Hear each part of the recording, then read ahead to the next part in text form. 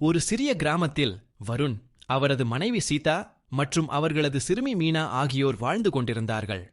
அவர்களிடம் மிகக் குறைவுதான் இருந்தது.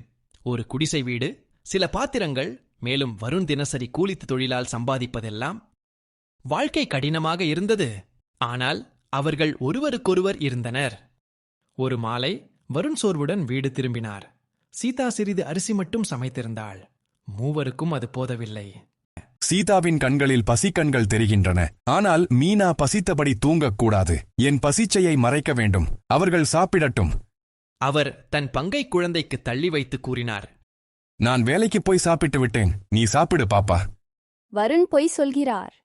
அவர் முழு நாளும் சாப்பிடவில்லை என்பதை நான் அறிவேன். அவர் நம் மகளுக்காக தியாகம் செய்கிறார் என்றால் நானும் செய்யலாம். அவளும் தன் பங்கை கொடுத்தாள்.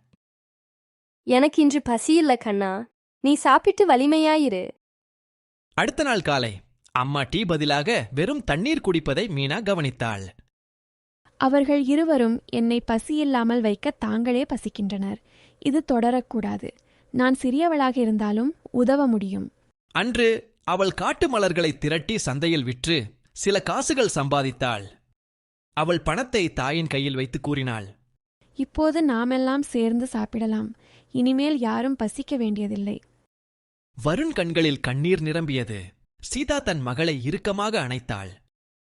இந்த கதையுடைய நீதி ஏனென்றால், அன்பு, தியாகம், ஒன்றுபாடு இவையே ஒரு குடும்பத்தை செல்வந்தமாக்குகின்றன.